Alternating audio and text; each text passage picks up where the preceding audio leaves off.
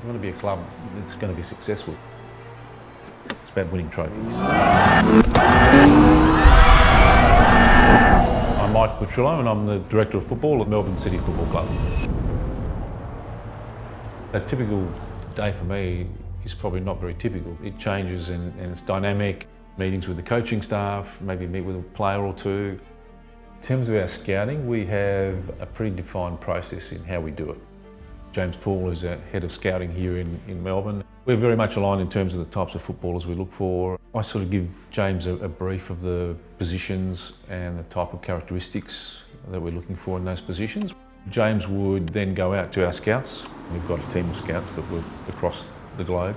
There's no doubt that being part of the City Football Group gives us an advantage in terms of the types of players, the number of players that we can look at. James will come back with a short list of players that he thinks fill the brief, and then I may add to that with one or two players that I've had sent to me as well.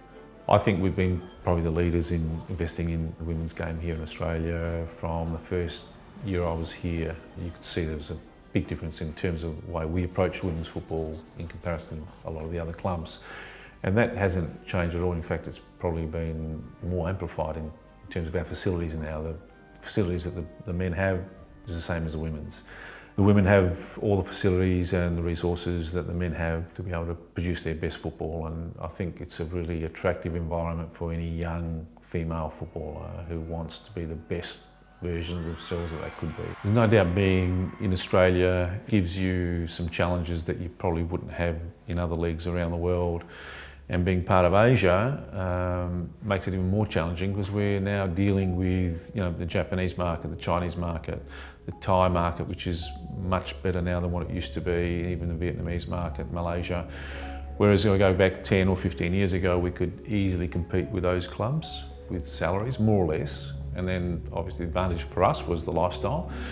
But now their salaries have moved much further north than what ours have. In fact, our salary cap has come down over recent years, so that's probably the most challenging thing, trying to get players of a really high level competing with some of the strong leagues in Asia, but even countries like Brazil and Argentina in the past, where we could compete with salaries going back 15, 20 years ago. Certainly when I started in the A-League, I could, found it much easier to recruit Brazilians, for instance, than most of the other countries. But now, Brazil's salaries have gone through the roof. So that's the biggest challenge for us here.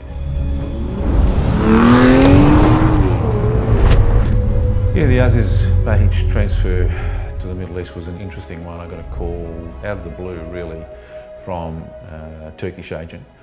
It was the last day of the transfer deadline, so it was really, it was one of the craziest transfers that I've been involved in. Numerous phone calls. I can't remember how many there were, but I remember I was walking the dog, it was at late evening, and calling Brad Rouse, our CEO, and telling him there's some interest, and we're talking about, do we let him go, do we keep him here? And there was a consensus that 𝙗𝙤𝙤𝙗 is such an important part of our plans for the season, and we sort of threw a transfer fee out there that we thought may or may not work. I honestly went to bed thinking this is dead in the water. It's 1 o'clock in the morning. There's only a few hours to go, and they're not going to accept the offer. I woke up to about 20 missed calls, and they accepted our offer, and within about 2 hours of the deadline to go, we got the deal done. We broke the CFG record for a loan deal. We broke the one that they got for Cancelo to go to Barcelona. So if you put that into that context, it was a deal that we couldn't say no to. Obviously on the park, we missed him. He was a really important player, not just by what he does on the park, but his leadership off the park as well, and his influence on the younger players, even and the older players in the group. It's really difficult when you're loaning a player out because you've got to find someone in that position, someone who fits within the salary cap. So basically the same or less salary than what 𝙗𝙤𝙤𝙗 was on at the time. A lot of hard work, a lot of late nights.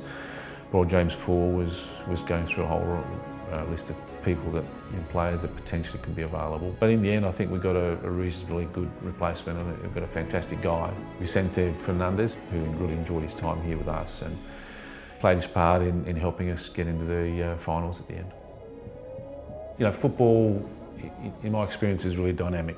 If you stop for a little period of time, you get left behind.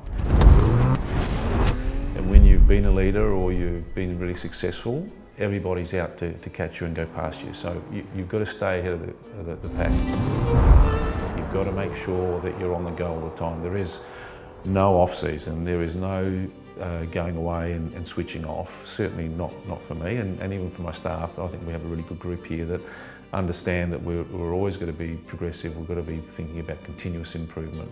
And that means challenging each other and providing a really challenging environment to be progressive, to be dynamic, to be a step ahead of the others. And you know, we've had our challenges over the last 12 months and now you know, we've still got challenges and that doesn't change. The size of the challenge might change, but the challenge is always there and there's no way we can rest on our laurels. We've got to make sure that we're the leaders in everything that we do and as I said, be dynamic, be progressive and most of all uphold the values of being part of the City Football Group.